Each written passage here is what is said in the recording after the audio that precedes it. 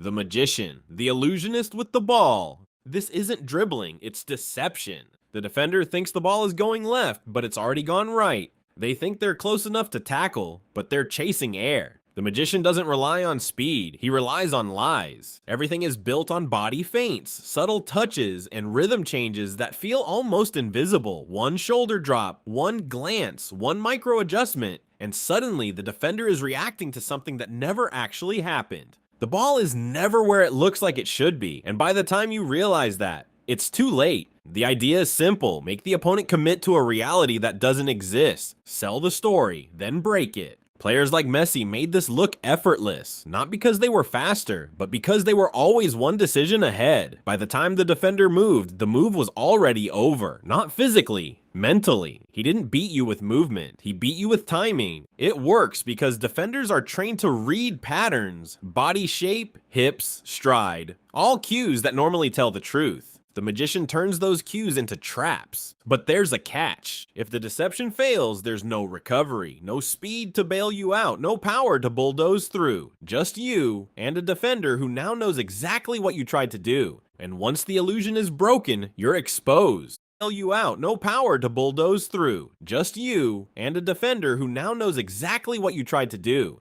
And once the illusion is broken, you're exposed. Beautiful, silent, ruthless, and somehow, this is only the beginning. The sprinter, chaos at full speed. This one doesn't trick you, it just outruns you. The sprinter turns football into a race, and you're already losing. The moment they get the ball, everything becomes vertical. Touch, push, sprint. The ball is never truly controlled in the traditional sense. It's chased, driven, forced forward with raw acceleration. There's no pause, no hesitation, just distance, disappearing. The idea is simple: get the ball past the defender, then beat them to it. Don't outplay them, outpace them. Players like Kylian Mbappe or Gareth Bale at his peak didn't need 5 touches or complex tricks. One heavy push into space, and it was over. Because once they opened their stride, the defender wasn't defending anymore, they were surviving. It works because defenders can't match top-end acceleration over short distances, especially when they're backpedaling, unbalanced, unsure whether to commit or retreat. That split-second hesitation, that's all the sprinter needs. But the danger is obvious. If the first touch is too heavy, you lose it. If the space isn't there, you look predictable. And if the defender reads it early, you're running into a wall. It's high risk, high reward, built entirely on physical dominance. No disguise, no subtlety, just pressure applied at maximum speed. Brutal, direct, unfair. And somehow, there's a type that makes this look slow. The dancer, rhythm over everything.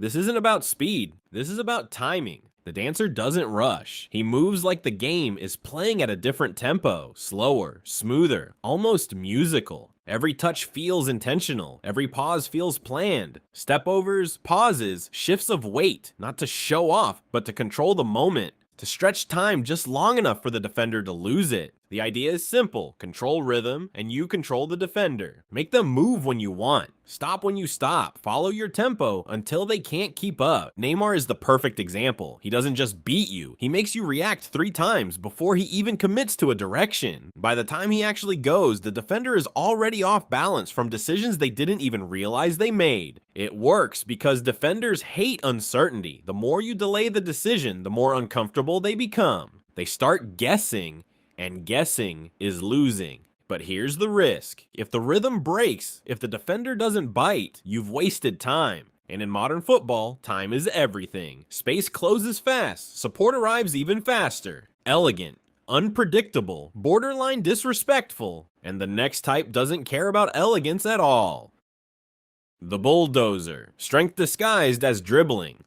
This one doesn't avoid contact, it invites it. The bulldozer dribbler looks like he's about to lose the ball until you realize the defender is the one bouncing off. Every touch is aggressive, every movement is forward. The ball is protected, shielded, dragged through tackles that should stop anyone else. There's no finesse, just resistance. The idea is simple: if they can't move you, they can't stop you. And if they try, they lose the battle. Think of players like Eden Hazard at his peak, or even a younger Cristiano Ronaldo in certain moments. Impossible to knock off balance, absorbing challenges while still moving forward. You don't win the ball from them, you survive them. It works because defenders rely on physical disruption to win the ball. A bump, a shoulder, a tackle. The bulldozer removes that option completely. You can't outmuscle someone who doesn't fall, but there's a limit. Too much contact, too many challenges, and eventually the body slows down, or the referee doesn't give the foul, and suddenly you're just taking hits with no reward. Relentless, powerful, inevitable, and somehow there's a type that doesn't even need strength. The Ghost, the dribbler you don't see coming. This one doesn't beat you. It appears where you didn't expect. The Ghost Dribbler isn't flashy, no stepovers, no explosive sprints, just perfectly timed movements that slip through gaps defenders didn't even know existed. No confrontation, just disappearance. One touch into space, one movement between two players, and suddenly they're through. Not because they forced it, because they found it first. The idea is simple: move before the defense realizes the space is open. See it early. Arrive earlier. Thomas Muller is the blueprint, not the most technical, not the fastest, but always exactly where he needs to be. He doesn't create chaos, he exploits it before it forms. It works because defenders track players, not space. The Ghost Dribbler plays the opposite game. While you're watching the man, he's already moving into the gap behind you. But the risk? If the team doesn't move with you, the space disappears, and you look invisible for all the wrong reasons. Subtle, intelligent, deadly. And the next type is the complete opposite. The Showman, dribbling as entertainment.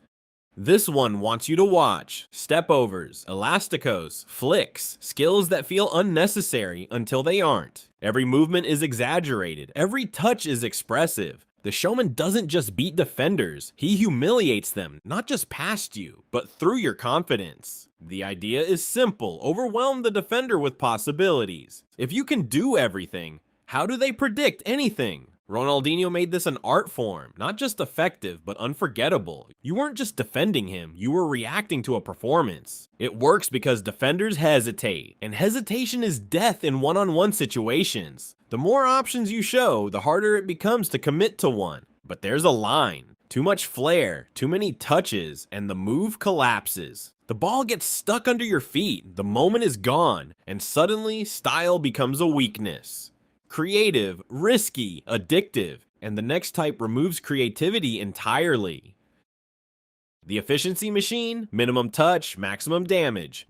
No tricks, no drama, just execution. The Efficiency Dribbler doesn't waste time. One touch, maybe two, and the defender is gone. No unnecessary movement, no wasted energy. Everything is calculated. Angles, timing, positioning, all optimized. Every action has a purpose, and that purpose is progress. The idea is simple: beat your man in the shortest possible way. Do less, but do it perfectly. Arjen Robben was the master. Everyone knew what he would do, and it still worked. Because knowing isn't the same as stopping. It works because simplicity is hard to defend when executed perfectly. There's no delay, no signal, just action. But the downside? Predictability. If the defender reads it early, there's no backup plan, no second layer, no adjustment. Cold, precise, inevitable. And somehow, there's a type that thrives on being unpredictable. The Chaos Generator, unstructured madness. This one doesn't follow rules. Touches are messy, movements are unpredictable. It looks like control is about to be lost, and then somehow it isn't. The ball feels loose, but it never actually is. The defender can't read anything, because there's nothing consistent to read. Every moment feels unstable. The idea is simple: chaos creates mistakes, and mistakes create openings. Players like Vinicius Jr. embody this. Not always clean, not always perfect, but impossible to predict. You think you understand the pattern until it changes again. It works because defenders rely on structure. The Chaos Generator removes that completely. No rhythm, no logic, just pressure. But the danger is obvious. Sometimes chaos is just chaos, and the ball is gone. No control, no recovery, unstable, explosive, terrifying. And then there's a type that slows everything down again. The Pause Master, freezing time. This one doesn't move first. He waits. The defender steps forward and nothing happens. 1 second, 2 seconds, just enough time for doubt to creep in. The longer it lasts, the worse it feels. Then, one sudden movement, and it's over. Not fast, not flashy, just perfectly timed. The idea is simple. Delay the decision until the defender makes the first mistake. Let them break before you do. Players like Riyad Mahrez use this constantly. That pause before the move isn't hesitation, it's control. He's not thinking, he's watching. It works because defenders are uncomfortable standing still. They want to act. The pause forces them to act incorrectly. But the risk? If the defender stays disciplined, you're stuck. And the moment dies in silence. Patient, calculated, cruel, and now the final type. The hybrid. The dribbler who has everything. This is where it gets unfair. Speed, technique, strength, rhythm, chaos. All in one player. Not one identity. Every identity. The hybrid doesn't follow one style. He adapts, changes approach mid-dribble, becomes unpredictable because he doesn't even follow his own patterns. You can't study him because he doesn't repeat himself. The idea is simple. If you can do everything, the defender can't prepare for anything. Every duel becomes a guess, and guesses fail. Players like Cristiano Ronaldo at his peak or modern elite wingers embody this. One moment it's power, the next it's finesse, then suddenly it's pure acceleration.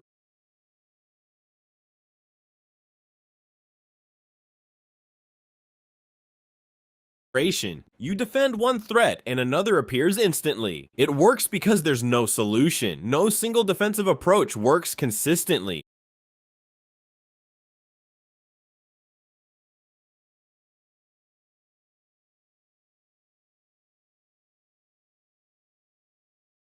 Enough. But even this has a weakness. Decision making. When you have every option, choosing the right one becomes the hardest part. Too many possibilities can slow you down. Complete, terrifying, unstoppable on the right day.